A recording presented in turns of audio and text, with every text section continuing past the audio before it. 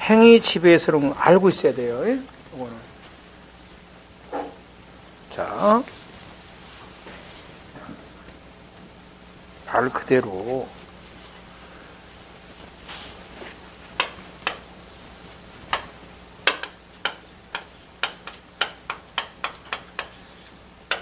행위 지배가 있으면 가담자가 정범이 되고,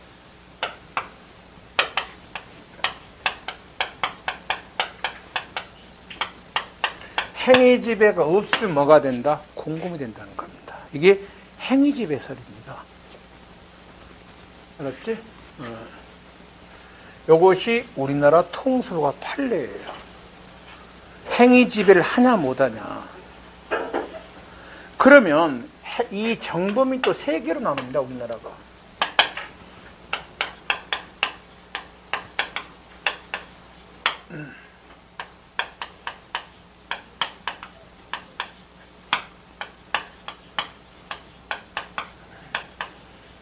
자, 세 개로 나누는데 정범, 얘가 정범이 되는 경우가 세 가지가 있다는 거야. 단독 정범, 간접 정범, 공동 정범입니다. 그러면 단독 정범이라는 것은 뭐냐면, 그럼 얘가 행위 지배하는 거예요. 요거를 A라 그러고 B라고 하자고요.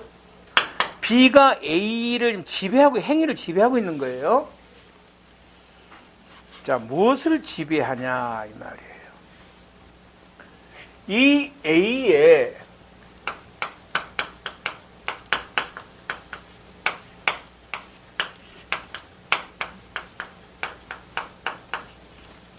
실제 행위를 지배하고 있는 거예요. 줄여서 뭐라 그래? 실행지배 이렇게 부른 거예요. 그러니까 A가 행위를 한 게 아니에요. 누가 한 거야? B가 한 거예요. 이거는. 그래서 내가 나번에 A를 들어놨잖아요. 이거 이번 시험에 나왔잖아. 응? 갑이, 을이 갑의 손을 잡아서 A에게 상해를 가했단 말이야. 손목을 잡고 때렸단 말이야. 그러면 이때 이제 만일에 B가 A의 손목을 잡아가지고 사람을 때린 거란 말이야. 그럼 A는 뭐야? G가 한 게 아니죠. 누가 한 거야? 얘가 혼자 한 거야. 요 A는 뭐야? 단순한 범행에 뭐에 불과해? 도구에 불과해. 우리 시험에 2차 문제에 나왔던 그것은 뭐다? A 혼자 한 것이 둘이 뭐가 아니야? 공범이 아니라는 거야. 여기는 뭐야? 그때는 A 혼자의 뭐가 된다? 단독범이지 둘이서 범죄한 거 아니잖아. A 혼자 한 거나 마찬가지라는 거야. 됐지? 이해돼요? A의 실제 행위를 지배하고, A가 만일에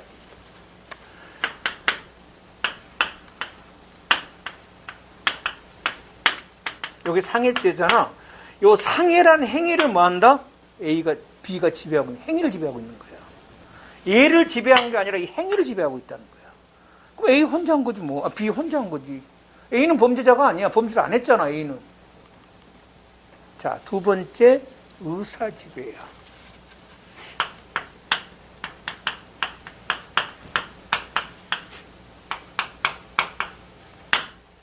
의사지배.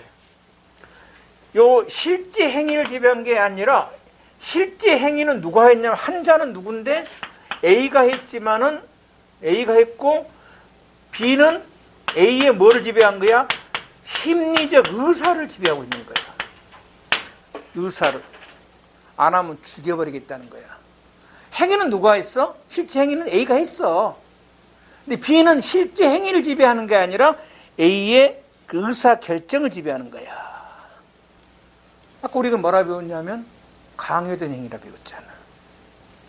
실제 행위는 A가 했어. 강요받고 했어. 근데 A는 할 수밖에 없었어. 의사가 지배되어 있었으니까. 이때는 우리는 B를 뭐라 그러냐면 간접 정범이라고, 실제 한 사람을 뭐라 그래? 직접 정범이라. 실제 했잖아. 직접. A를 직접 정범, B를 뭐라 그런다? 간접 정범이라 그래.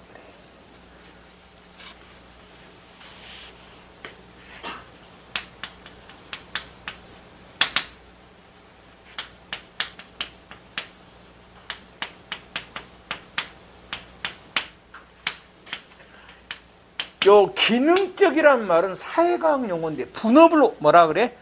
기능적이라 그래. 기능적. 그래서 기능적 사회란 말은 뭐야? 분립된 사회란 말이야. 기능적 권력 분립, 그러면 분업화된 권력 분립 말이야. 기능이란 말은 사회과학 용어야. 분업화돼 있다는 거야. 그러니까 서로 둘이 분업화돼 있어. 분업이 돼 있다. 분업. A 상해를 할 때, 야 너는 때려라. 나는 뒤에서 잡으마. 분업돼 있지. 이때는 둘 다 공동정범. 둘 다 정범이라는 게 둘 다. 공동정범이라고 불러. 됐지? 돼 있고. 그러면 이제 분업이 안 되면 여기를 뭐라 그래? 행위 지배를 못하면 뭐라 그런다? 공범이라고 부른단 말이야. 분업이 행위 지배를 못하고 있으면 뭐라 그래? 공동정범이라고 부르는 거야. 행위 지배를 못하고 있으면. 그런데 조심해야 될 거는 기본 전제 조건이 항상 뭐한다? 얘는 범죄 행위를 하고 있어야 돼. 범죄 행위를. 정범이 처음부터 범죄가 아니야. 그럼 우리는 이걸 논할 필요가 없어 지금. 만일에 공부를 하라고 했어. 공부한 거는 범죄가 아니지. 그러니까 뭐 공부하라고 시켰다고 해서 A가 무슨 뭐 교사범이나 정범 되는 건 아니야. 자, 들어갑니다.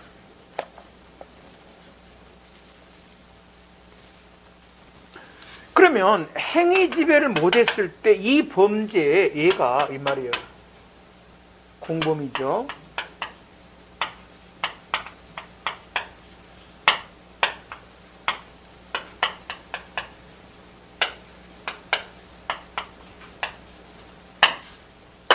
공범은 이 말이에요.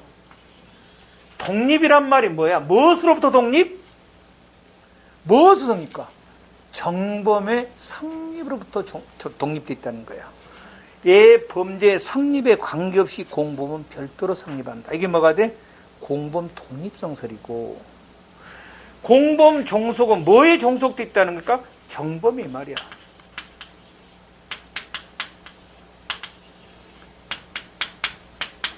정범의 성립에 독립되어 있다가 독립성설, 정범의 성립에 종속됐다가 뭐야?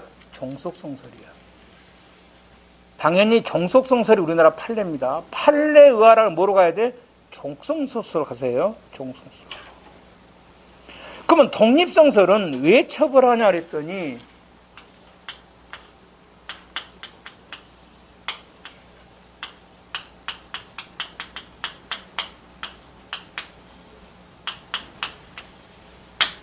공범행위 그 자체가 반사회적이라는 겁니다.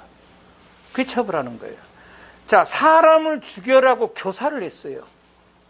사람을 죽여라고 교사한 것은 반사회적이죠. 그럼 무조건 살인죄 교사범이 됩니다. 정범이 성립하든 안 하든 관계가 없어요. 관계가 없다는 겁니다. 그리고 종속성설은 근거가 뭐예요? 정범의 성립에 근거를 두는 거예요. 됐죠? 그러면 지금부터 이제 각 설의 문제점을 한번 보도록 합시다. 형법 31조 3항이 이제 배우고 있는데 이게 뭐냐 그러면 이런 겁니다. 갑이 을에게 병을 살해하도록 교사를 했습니다. 사람을 죽여라고 시켰어요. 그런데 을이 이를 거절합니다. 난 사람 죽일 수 없다. 그러니까 당연히 을은 범죄가 될 수가 없죠. 맞잖아요.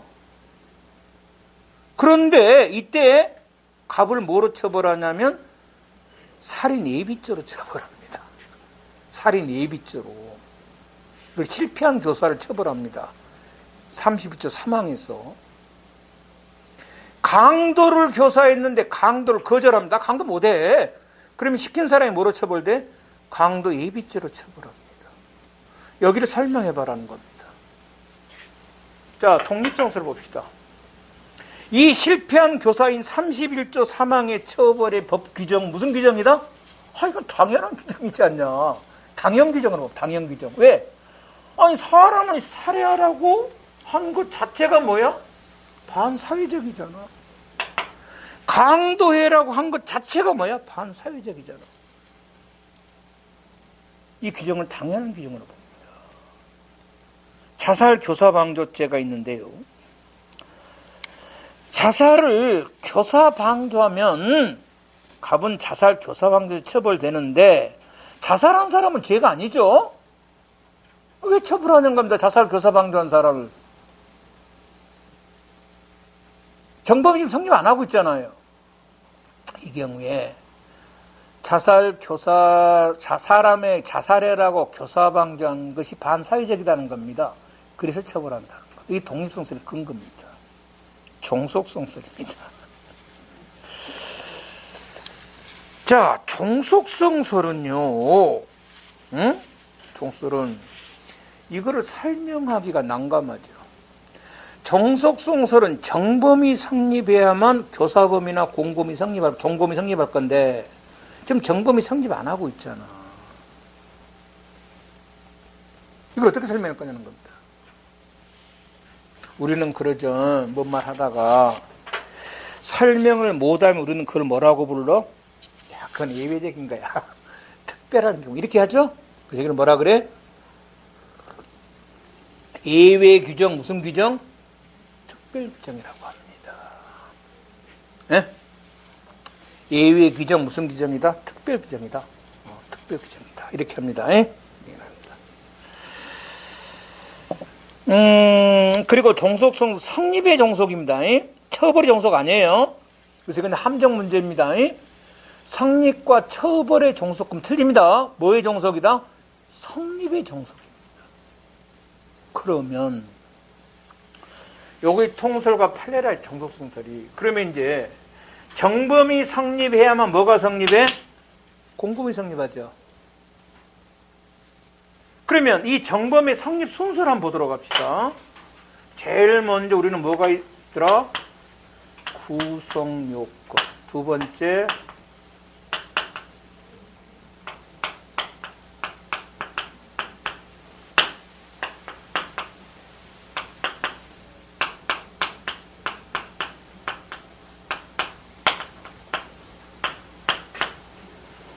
정범이 범죄랑 제일 먼저 구성요건 해당돼야 되고 위법성이 있어야 되고 뭐가 있어야 돼?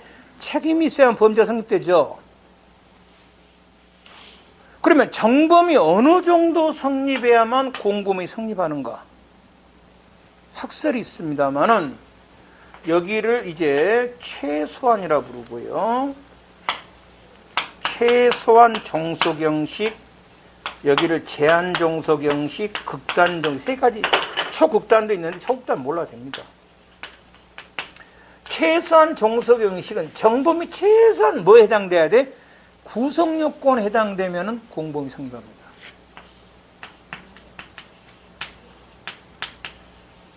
제한 종속 형식은 정범이 구성요건과 뭐한다? 위법성이 있어야만 성립합니다. 극단은 구성요건, 위법성, 체인까지 성립합니다. 초극단은 뭐 처벌요건도 있어야 된다는 건데 우리나라 다수설은 제한종속 형식이고 판례도 제한입니다. 소수설은 극단입니다. 우리나라 학설은 두 개밖에 없어. 제한하고 뭐하고 극단하고. 그러면 시험에는 보통 이렇게 물어볼 겁니다. 13세입니다. 13살짜리 소년에게 절도를 교사했습니다. 그럼 13살짜리 소년이 절도를 하면 뭐가 있어? 구성요건도 있고 위법성도 있는데 뭐만 없는 거야? 책임이 없어요. 맞죠? 책임이 없습니다. 그러면 제한종속 형식에 의하면 절도를 교사했으면 무슨 범이야? 정범이 뭐만 있으면 돼? 구성요건과 위법성만 있으면 되죠. 그러면 제한종속 형식을 취하면 뭐가 돼? 절도죄 무슨 범이 돼? 교사범이 될 겁니다. 그런데 극단종속 형식이 되려면 정범이 뭐가 있어야 돼? 책임까지 있어야 됩니다. 극단종속 형식을 취하면 절도 교사범이 안 됩니다. 교사범이 안 돼요. 그럼 뭐냐? 뭐다? 정범입니다. 정범. 무슨 범, 이 중에 어디에 해당될까? 별도 정범 중에서. 간접정범에 해당될까? 의사를 억압한 거나 마찬가지다. 이렇게요. 예? 됐죠? 요거는 고전적인 문제고. 자, 문제 한번 볼까요? 필요적 공범에 대한 설명 중 가장 적절한 것은 있어요. 필요적 공범인 공여죄와 수수죄입니다. 딱 주어졌네요. 각각 별개의 범죄입니다. 그래서 반드시 관여된 자의 모든 행위가 범죄로 성립돼야 되므로 틀렸네요. 각각 별개입니다. 그래서 공여죄가 성립하려면 뇌물수수죄가 성립 아니에요. 각각 별개입니다. 두 번째입니다. 공무원이 직무상 비밀을 누설하면은 비밀 누설죄는 무슨 범이다? 대항범입니다. 여기까지는 맞는 말인데 D가 틀렸네요. 그래서 누설을 받는 사람은 대항범이니까 총칙에 이 규정이 뭐 되지 않는다? 적용되지가 않습니다. 공동, 교사, 종범이 안 됩니다. 3번입니다. 변호사 갑이 변호사 아닌 자에게 고용되어 법률사무소를 운영하는 것을 변호사법 제34조 위반인데 둘 사이는 필요적 공범, 대항범이죠. 그러니까 뭐가 적용되지 않는다? 공동정범, 교사범 규정이 뭐 되지 않아? 적용되지 않습니다. 그 다음에 4번입니다.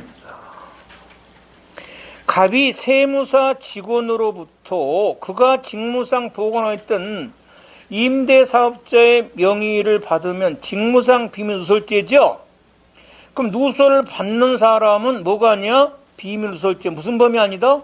공동정범 아닙니다. 4번이 맞습니다. 자, 1차 문제 한번 봅시다. 변호사 아닌 갑이 변호사를 고용하여 법률사무소를 개설 운영 쭉 나옵니다. 자, 이랬을 때 이제 문제입니다. 변호사 아닌 갑이고 변호 아닌 갑이 고용하여 개설하여 회사원 병을 찾아가 변호사를 소개해달라고 부탁하였다. 이에 병은 변호사 을을 추천해 주었고 변호사 을은 딱 나왔네요. 그럼 이제 갑을병인데 지금 대항범은 누구와 누구죠? 갑하고 을이죠. 병은 여기서 가담한 사람인데 어느 한쪽이 가담한 사람이죠? 들어갑니다. 변호사법의 이 규정은 변호사 아닌 자가 변호사를 고용해 사무소를 개설 운영한 행위를 처벌하고 있다. 변호사 아닌 자만의 대항범이에요. 2번입니다. 갑이 변호사를 고용하여 법률사무소를 개설 운영한 행위에 대하여 갑은 변호사 을을 고용하여 을은 갑에게 고용된다는 서로 무슨 관계다? 대항범입니다. 여기까지는 별 소시 나왔던 문제고, 그래서 을은 총칙상의 공범이 될 수가 없습니다. 을의 행위가 일반적인 총칙상 공범에 해당된다 하더라도 을을 갑의 변호사 비판적 공범죄로 뭐 할 수가 없다? 처벌할 수가 없습니다. 병입니다. 병은 제3자예요. 대항범 아니에요. 갑과 을이 대항범이지. 병이 변호사 아닌 갑을 교사방조했습니다. 변호사 아닌 갑을. 자, 대항범이 아닌 제3자가 대항범 일방에게는 뭐가 될 수 있다? 공범 될 수 있다 그랬어요. 그래서 이제 이 경우 누구한테 가담을 했어? 변호사 아닌 갑한테 가담했으니까 뭐가 돼? 갑에 대한 무슨 범이 돼?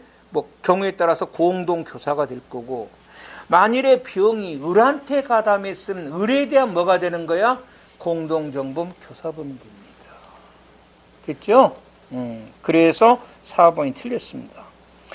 병이 갑을 교사했었죠. 그러면 병은 총칙상의 공범 규정이 뭐한다? 적용됩니다. 이 문제는 뒤에 또 있을 수 있어요. 굉장히 자주 나오는 문제입니다.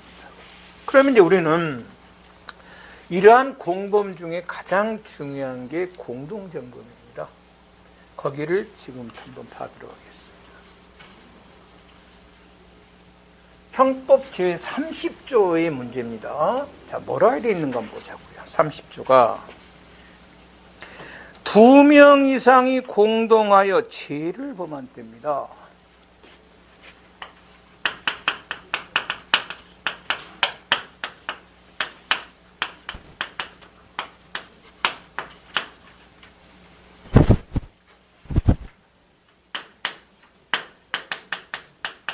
이때 2명 이상을 뭐라 부른다? 공동에서 했다 해서 뭐라 그래? 공동정범이라 그러고요. 이들은 각자를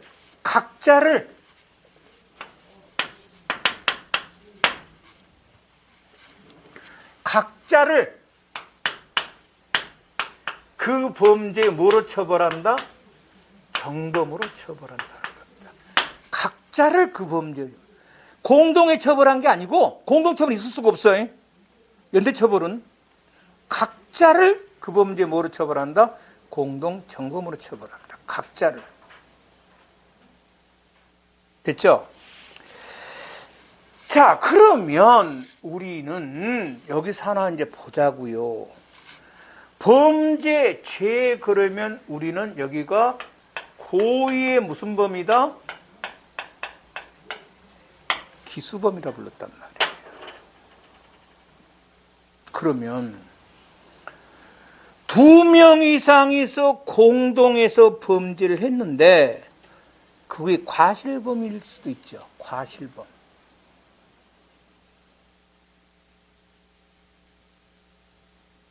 과실범이란 말이에요. 그러면 과실범의 공동정범은 이론적으로 인정할 수가 없어요. 맞죠? 만일에 과실범의, 그러니까 이게 그대로 해석하면 과실범의 공동정범이 있을 수가 없잖아요. 왜? 죄니까 무슨 범이야? 고의의 기수범이니까. 그러면 갑하고 을하고 둘이서 동업을 해서 건물을 지었는데 건물이 무너져서 사람이 죽었단 말이에요. 됐죠? 그러면 둘이는 뭐가 돼? 과실범의 공동정범이 아니에요. 인정 안 하니까. 맞죠? 그러면 이 둘이를 어떻게 처벌할 거냐는 겁니다. 그러면 이제 뭐 각자 뭐야? 과실범으로 처벌하면 되겠죠. 문제는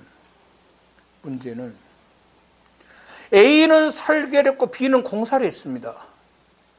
건물이 무너졌는데 누구 잘못이냐는 겁니다. 설계가 잘못된 거냐, 공사가 잘못된 거냐 이 말입니다. 알 수가 없어요.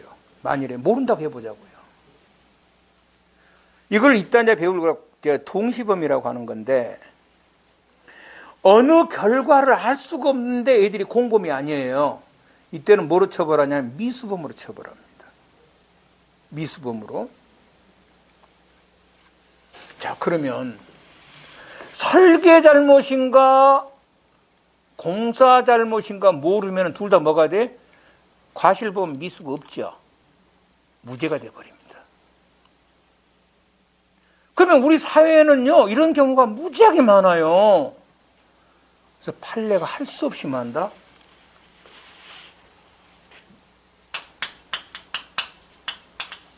과실범을 인정할 수밖에 없습니다.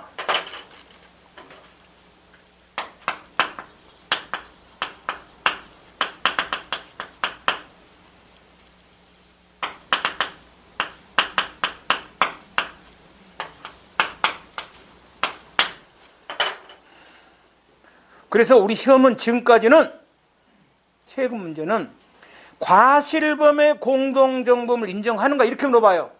인정합니다. 그런데 10년에 한 번 정도는 경찰직에 뭘 물어보냐면 과실범의 공동정범을 인정하는 이유를 물어봅니다. 인정 안 하면 어떤 일이 벌어져 이렇게 물어봐. 안 하면은 잘못하면 뭐가 돼버려? 무죄가 돼버립니다. 과실범에 뭐가 없기 때문에 그래? 미수기전이 없어서 그래요. 알았죠? 혹시 모르니까. 아직까지 시험은 뭐야? 이거 물어봐. 이제 그래서 시험 잘 나오는 거야. 이론적으로 설명이 안 돼. 왜? 아, 조문화는 뭐야? 죄를 범한 사람이야, 공동에서. 맞잖아요. 그러니까 당연히 아까 우리가 죄 그럼 뭘 말하는 거야? 고의의 기습을 말한다는 거예요. 과실 범은 안 돼. 예비죄도 안 되고. 자, 그래서 우리는 요 판례가 요 죄는 지금 뭐 한다? 고의범뿐만 아니라 무엇도 인정한다? 그래서 최근 시험 뭐를 물어봐? 과실범의 공동정범 인정하는가? 인정합니다. 합니다. 이렇게. 자, 그래서 우리 판례는 행위를 공동할 의사면 있으면 그 범죄가 고의범이든 과실범이든 인정합니다. 여기서 이 공동하라는 공동이라는 것은 뭐냐 이 말이에요.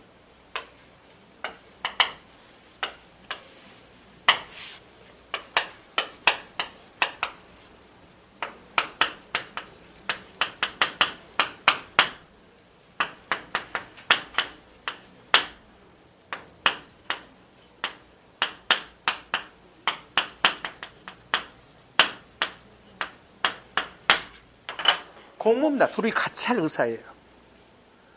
같이 할 의사입니다. 행위, 공동으로 할 의사. 됐죠?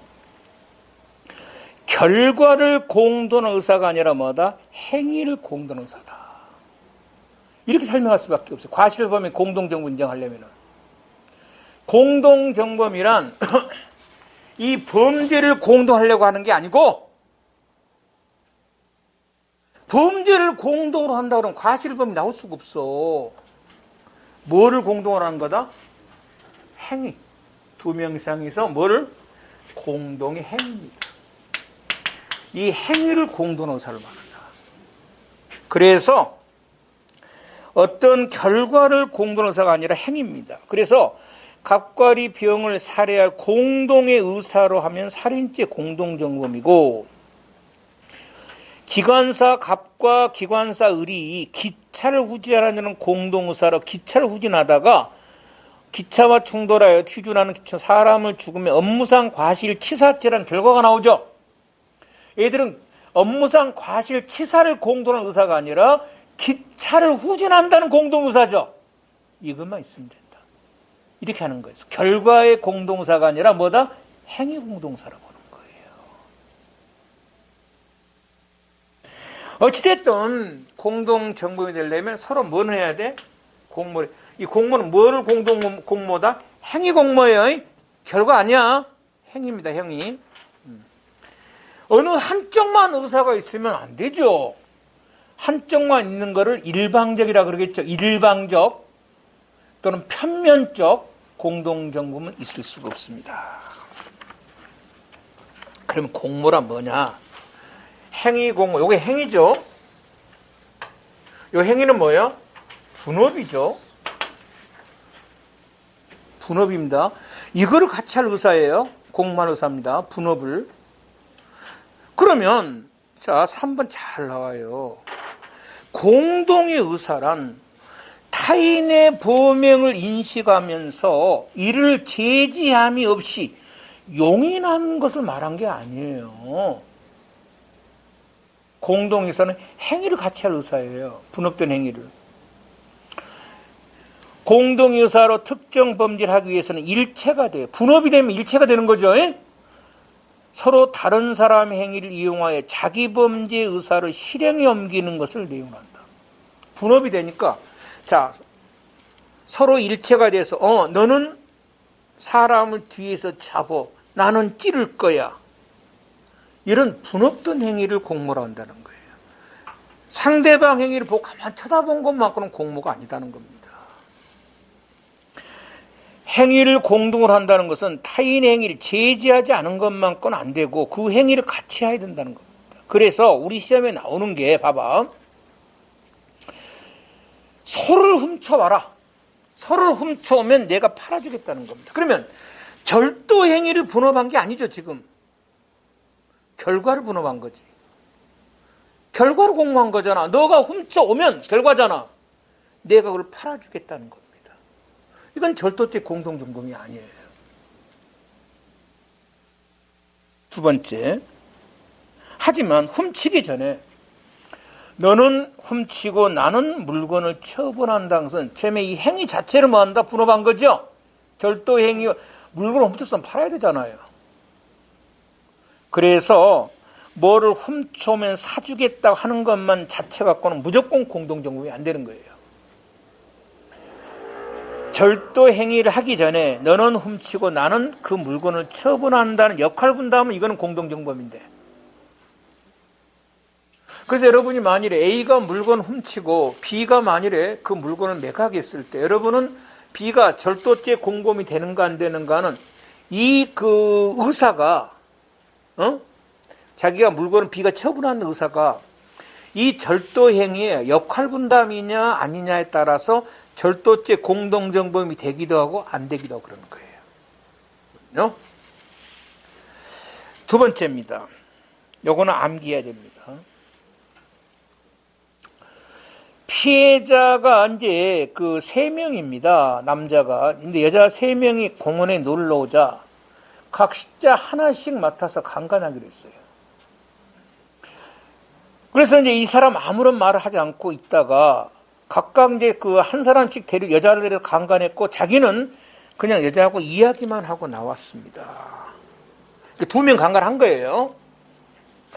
이게 만일에 절도 행위를 공모한 거로 본다면 분업된 행위로서 전체 범죄에 대해서 일부만 실행해서 전체 책임을 다 져야 되죠.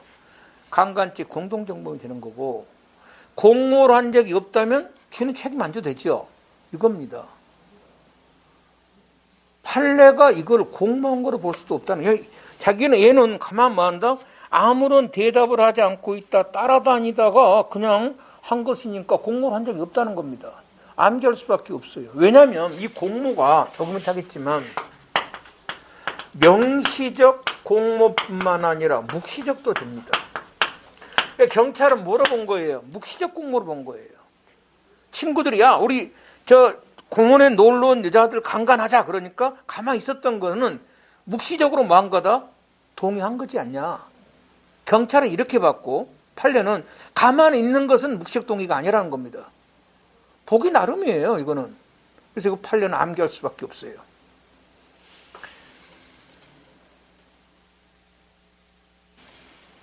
그러면 이 공모는 만일에 A 범죄를 공모를 했는데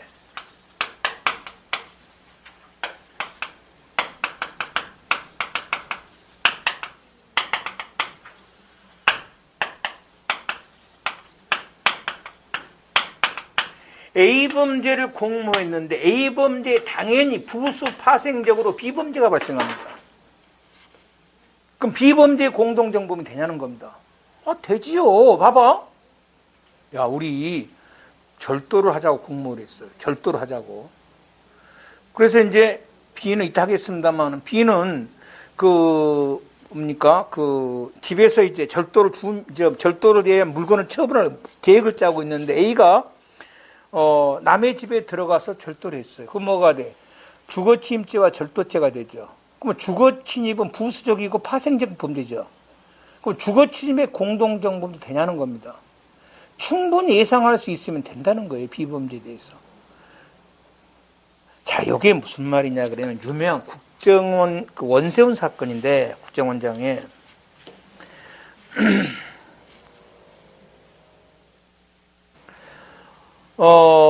옛날 원세훈이가 문재인이하고 박근혜 선거할 때 국정원 직원들에게 지시를 해서 댓글 달게 했잖아요. 댓글을. 예? 나는 문재인이 싫다 박근혜 이런 댓글 달게 해놨잖아. 그러면 이때 전체적인 것만 모의하면은 이 댓글 단 사람의 이제 전체적으로 야 우리가 박근혜 대통령에게서 댓글 달아 이렇게 했으면 세부적으로 여기서 여러 가지 박근혜에 대해서 칭찬뿐만 아니라 문재인을 요구하는 댓글도 있겠지. 그런 전체에 대한 뭐가 된다? 공동정범이 된다는 거예요. 꼭 여기를 했지만 당연히 예상되는 무슨 범죄에 대한 B범죄, C범죄에 대해서도 뭐가 된다? 공동정범이 된다는 거예요. 이 말입니다. 공동정범의 경우 수단, 모습, 가담 이는 쭉 나오죠. 예상되는 여러 사항 비추어 공모자들이 공모한 범행을 수행하거나 달성하는 도중에 부수적으로 다른 범죄가 파생되리라고 예상하거나 충분히 예상할 수 있는데도 그러한 가능성을 외면한 뒤를 방지하기에 충분한 함정 조치를 취하지 않았다면 전체 범죄에 대한 뭐가 되냐면 공동정범이 됩니다. 상명하복관계, 상급자와 부하도 공동정범 되고 의사일락 방법은 제한이 없습니다. 전체 모의 과정이 있든 없든 순차적이라는 것은 뭐냐면 따로따로 모의하는 겁니다. 순차적, 암묵적 관계없습니다. 그래서 이미 교통방해가 되고 있습니다. 교통방해가. 뒤늦게 참가한 사람들입니다. 사람들이 서로 눈빛으로 아니면 손 흔들고 가담해도 이것은 뭐가 돼? 교통방해죄 공동정범이 됩니다. 배임증제 공동정범은 공여죄 같은 겁니다. 다른 공동정범에 의하여 수재자에게 재물, 재산상 이익 제공되는 방법을 구체적으로 몰랐다 하더라도 넌 뇌물을 주구나. 이런 정도만 돼도 뭐가 돼? 공동. 금액이 얼마인가 몰라도 돼요. 가장 중요한 거는 이 공모의 시기입니다. 시기. 공모는 방법은 제한 없다 했어요. 명시적, 묵시적, 순차적 관계없다.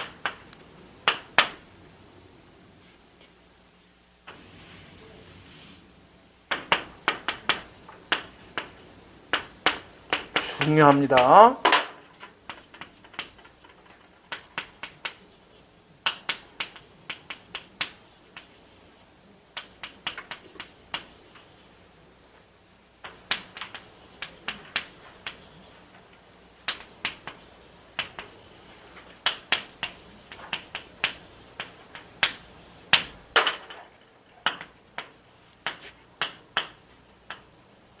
자, 공모 공동정범이라는 것은 실행 착수 전에 공모란 걸 뭐라 그래? 공모 공동정범이라고 합니다. 실행 착수 전입니다. 여기서 문제가 되는 것은 뭐냐?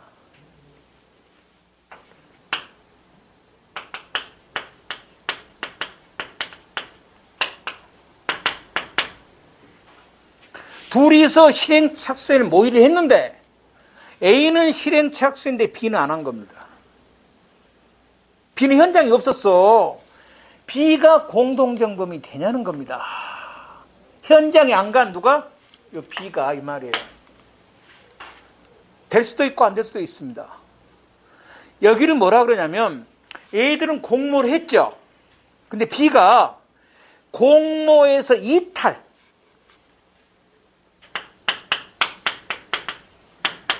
공모 이탈이 인정이 되면 B는 뭐가 돼? 공동정범이 아니고 공모 이탈이 안 되면 뭐가 돼? 실행 착수를 하지 않아도 현장에 안 가도 뭐가 돼? 공동정범이 됩니다. 그러면 공모 이탈이 되려면 어떻게 해야 되는가? 이것만 조심하면 돼요. 자, 공모 공동정범 실행 착수 전 목모인데 공모는 하였지만 실제 행위 시에는 현장에 없는 자도 공동정범 처벌하는 이를 공모 공동정범이라 한다. 갑거리 절도죄를 공모한 경우 서로 일체가 되어 있으므로 갑만 절도를 해도 을은 절도죄 공동정범이 되는데 이 사례에서 을이 절도죄 공동정범으로 처벌되지 않으려면 갑의 절도 행위 전에 공동정범 관계에서 벗어나야 되는 일을 뭐라 그러냐면 공모이탈이라고 합니다. 공모이탈이 되려면 반드시 두 가지 요건이 있어야 됩니다. 첫째, 실행 착수 전에 이탈해서 착수 전입니다. 항상 의사는 명시묵시 관계없어요. 두 번째, 공모의 주도적 역할을 했던 사람은 의사만 가지고는 안 되고 그 다른 사람의 행위를 막으려는 적극적인 노력이 있어야 됩니다. 노력. 자, 판례. 그래서 공동정범 중 어느 일이니? 응? 공모 공동에서 다른 공모자가 실행행위에 이르기 전에 착수하면 안 되니까 공모 관계에서 이탈이 됐어. 이탈을 인정했다 판례가. 이탈이다. 이스트로 뭐가 돼? 다른 공모자의 행위에 대해서 공동정범으로 책임을 지지 않습니다. 이탈을 인정하면. 그런데 나번입니다. 공모자가 공모에 주도적으로 참여를 해서 공모를 했는데 자기는 현장에 안 가더라도 실행에 미친 영향력을 제거하지 않았다면 현장이 없어도 뭐가 돼? 공동정범이 되는데 이 판례가 많이 나옵니다. 무슨 말이냐면 갑이 을과 공모에서 가출 청소년 병을 이제 성매매로 사용하기로 약속을 하고 사진 찍고 했습니다. 그런데 그때 갑은 마침 다른 사건으로 체포돼서 교도소에 수감돼 있었습니다. 그리고 이제 을이 병을 성매매에 사용을 했어요. 을이 성매매 이용했습니다. 그러니까 실제 병이 성매매 활동을 할 때 갑은 어디가 있었어? 현장이 없고 교도소에 있었습니다. 현장이 없었어요. 이때 갑이 미성년자 청소년 성보호법 위반죄 공동정범이 되냐는 겁니다. 공모했죠. 현장이 없었지만 이탈이 아니죠. 왜? 막으려고 노력한 적이 없잖아. 이탈 의사를 표시한 적도 없고. 그래서 뭐가 돼? 청소년 성보호법의 공동정범이 됩니다. 현장이 없었어도. 그 다음에 답번입니다. 범죄 일부를 실행한 후 이탈은 안 됩니다. 이탈은 반드시 언제 해야 돼? 실행 전에 이탈을 해야 되고. 라번입니다. 묵시적 이탈. 묵시 이탈이 뭐냐면 이제 옛날 유명한 청주 무심점 사건입니다. 청주에 이제 시라소니파가 폭력 조직이 있다 그래요. 파라다이스 파를 이제 없애버리기 위해서 무심점에 다 모였는가 봐요. 근데 그 중에 조직원 하나가 휩쓸리기 싫어서 몰래 슬금이 밤에 모였을 거 아니에요. 뒤에 빠져 집에 가버렸습니다. 요게 이제 이탈이냐 아니냐가 문제가 된 거예요. 이탈이 되면은 그 사람을 죽였어요. 살인죄 공동정범이 안 될 거예요. 이탈이라고 본다면 공동정범이 아닌데 판례가 뭐로 봤다? 묵시적 이탈을 인정한 거예요. 그래서 이 판례가 그래서 많이 나온 거예요. 이탈의 의사는 명시적이든 뭐든 묵시적 관계없다는 겁니다. 그래서 얘는 슬그머니 집에 도망갔잖아. 슬그머니 집에 도망갔잖아. 조직원이니까 뭐 지가 주도적으로 한 건 아니잖아요. 이 판례 시험에 나옵니다. 우연적은 별 의미가 없어요. 우연적은 행위 시에 공모가 우연히 행위 시에 공동정범 인정하고 승계적입니다. 가담 후에 뭐한다? 실행 착수에 가담한 걸 승계적이라 그러는데 승계적은 당연히 자기의 가담 이후에 대해서만 책임집니다. 가담 이전은 책임 안 져요. 가담 이후만 책임집니다. 갑이 병을 강도사로 폭행을 한 후에 을이 가담해서 갑과 을이 병에게 재물을 강취하면 갑은 폭행도 하고 절도도 했으니 갑은 강도죄가 되겠지만 을은 폭행죄에 대해 책임 안 지죠. 절도만 같이 한 거죠. 절도죄 공동정범이 됩니다. 됐죠? 승계적. 그 다음에 공동실행이란 것은 기능적 행위 지배라. 공동실행이란 현실적으로 공존한 경우뿐만 아니라 서로 간의 행위를 분담, 이것도 된다. 일부만 실행해도 전체 책임을 다 지는 거죠. 분업이니까.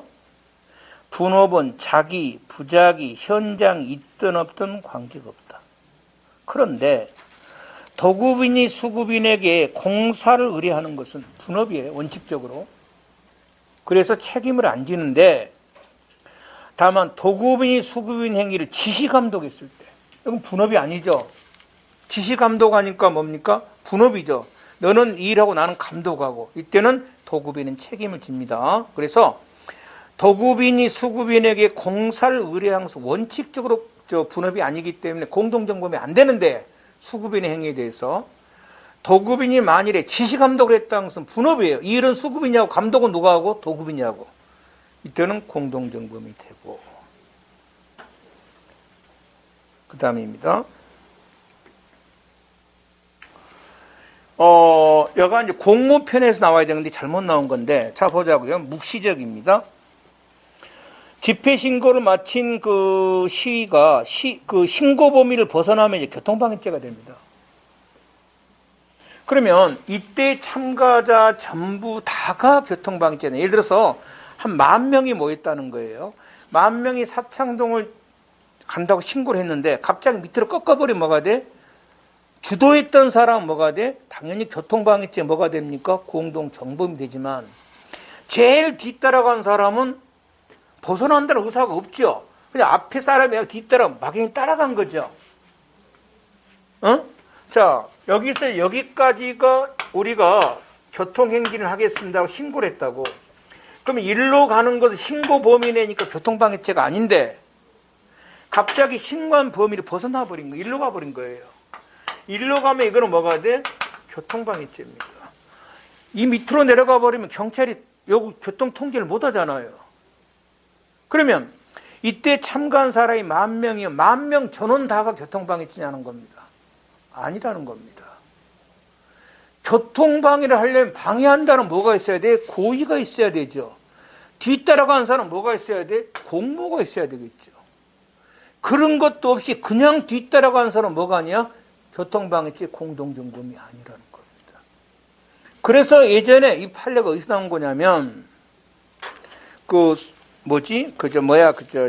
소고기 파동할 때 엄마들이 유모차 밀고 왔었죠. 유모차 밀고 왔었잖아. 그 경우에 처음에 경찰은 싹 잡았던 거예요. 뒤따라온 사람 모든 다 공동정범이라는 겁니다. 판례가 그 사람들은 모르죠. 앞에 가긴 뒤따라간 거지. 그 유모차 밀고 왔던 아줌마들은. 교통방해죄 공동정범이 안 됩니다. 당연히 공동정범에는 뭐가 있고 공모가 있어야 되고 뭐야? 고의가 있어야 되겠지. 그래서 전원다가 되는 것은 아니고 그러면 이 공동정범에서 지금 3개가 있다는 거예요. 공모, 우연, 승계 3개가 있죠. 이 중에서 객관적 요건, 실제 행위를 하지 않아도 공동정범이 되는 게 뭐야? 공모 공동정범이지. 여기는 실제 행위를 하지 않아도 공동정범이 되는 거잖아. 그래서 공동정범 중에 객관적 요건이 완화된 됨되는 그 뭐가 돼? 공모 공동정범. 각자를 그제의 정범으로 처벌한다 그랬어요. 각자를. 그래서 형법 250조가 사람을 살해한 자는 사형무기 5년 이상이면 갑과 을이 살인죄 공동정범이면 갑은 사형무기 5년 이상 징역형으로 을도 뭐한다? 사형무기 5년 이상 징역형으로 처벌한다 이 말이에요. 둘이 연대처벌이나 공동처벌하지 않습니다. 그러면 이제 실제 선고는 어떻게 하냐? 선고는 법관 재량입니다. 그래서 갑을 20년으로 처벌할 수도 있고 을은 무기징 선고할 수 있고 누구 마음이야? 법관 자유입니다. 선고는. 그래서 실제 선고형은 각각 뭐한다? 별개입니다. 별개다. 무고죄입니다.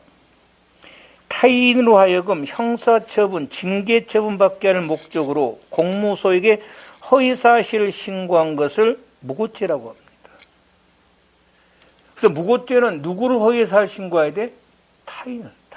굉장히 중요한 판례인데 이미 수없이 나와버렸어. 이것도 재작년에 맞았어야 돼. 재작년에. 그래서 봐봐. 갑이 을과 공모하여 을이 갑을 형사처분 받게 할 목적으로 허위사실을 신고하면 누구만 무고죄가 돼? 을만 되고 갑은 자기 무고죄 공동정범이 될 수가 없다는 겁니다. 왜? 무고죄는 뭐야? 타인 구성요건이 뭐죠? 타인이야 타인. 자기 무고죄 공동정범이 있을 수가 없다는 거야. 정범이 될 수가 없다는 거야. 자기 무고죄에 대해서는. 공동정범은 각자가 뭐가 돼? 정범입니다. 그러니까 갑은 무고죄 뭐가 될 수가 없어? 정범이 될 수가 없어요. 무고죄는 조문 자체가 뭐로 되어 있어? 타인이 돼야 돼. 피해자가. 자기야. 그러니까 자기 무고죄 정범이 될 수가 없어. 그래서 자기 무고죄 공동정범 안 된다는 겁니다. 근데 왜 당시를 조심했어야 되냐면,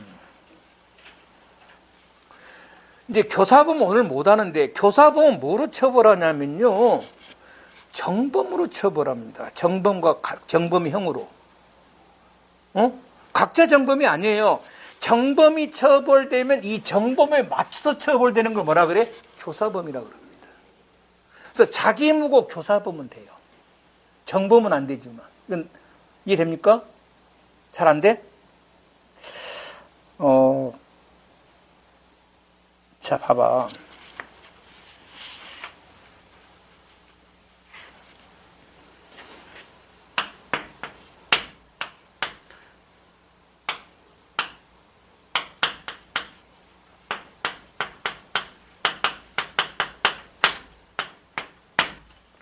갑과을이 공모하여 갑을 무고했다는 거예요.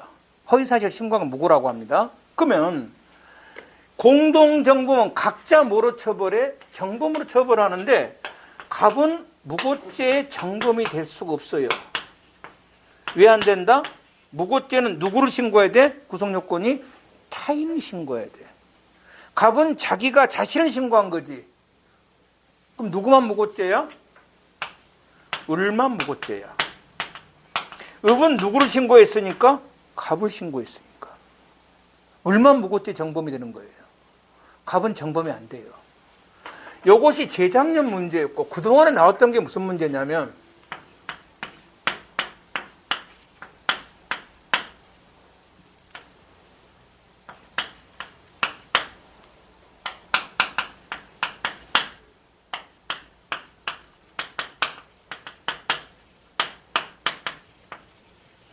갑이 을에게 자신의 무고를 교사했어요. 나를 허위사실을 신고해서 을이 갑을 허위사실을 신고했어요. 을 혼자 신고한 거야. 그러면 이 범죄는 뭐야? 을이 무고죄 정범이 되는 거지. 맞죠? 그러면 갑은 이때 무고죄 교사범이 되냐는 겁니다. 아직 안 배웠지만 정범이 성립하면 교사범 성립하지. 정범 성립했어 안 했어? 했잖아. 그래서 뭐가 돼? 갑은 자기 무고 뭐가 된다? 교사범입니다. 이것이 그동안에 많이 나왔던 거야. 자기 무고 교사범이 된다는 거야. 그러다 갑자기 뭐가 나온 거야? 판례가 자기 무고 공동정범이 되어나와 버린 거야. 학생들이 굉장히 지금 헷갈리면 안 됩니다. 이미 3년 전 문제야. 문제입니다.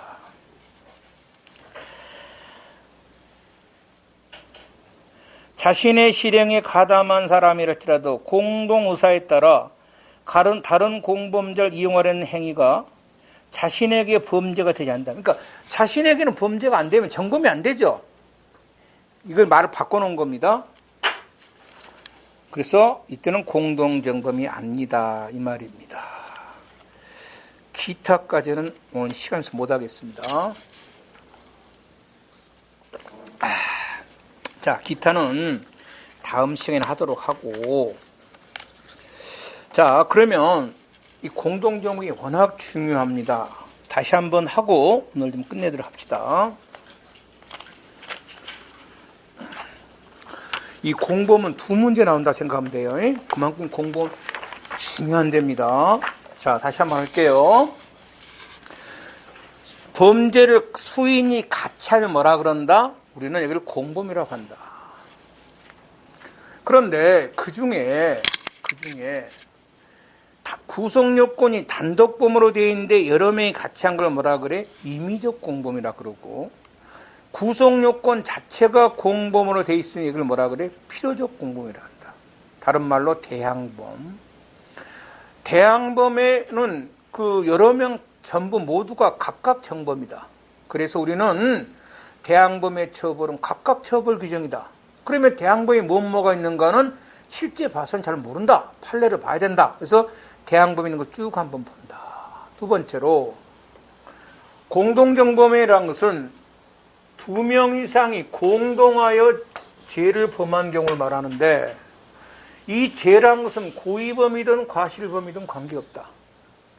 그러면 공동정범이 되려면 공모가 있어야 되고 공동 실행을 해야 되는데 공모라는 것은 명시적, 묵시적, 순차적, 전체적 관계가 방법은 제한이 없고 이 공모의 시기에 따라서 공모, 우연, 승계적이 있는데 공모란 뭐다? 공모, 공동정범, 실행 착수 전에 공모한 건데 여기서 중요한 건 공모 이탈이 있냐 아니냐가 중요하다. 이탈이 되려면 뭐다? 착수 전에 해야 되고 우선은 명시무시 관계없고 아까 제가 노력이 필요해야 되고 승계적은 착수에 가담한 건데 가담 이유에 대해서만 뭐한다? 책임을 진다.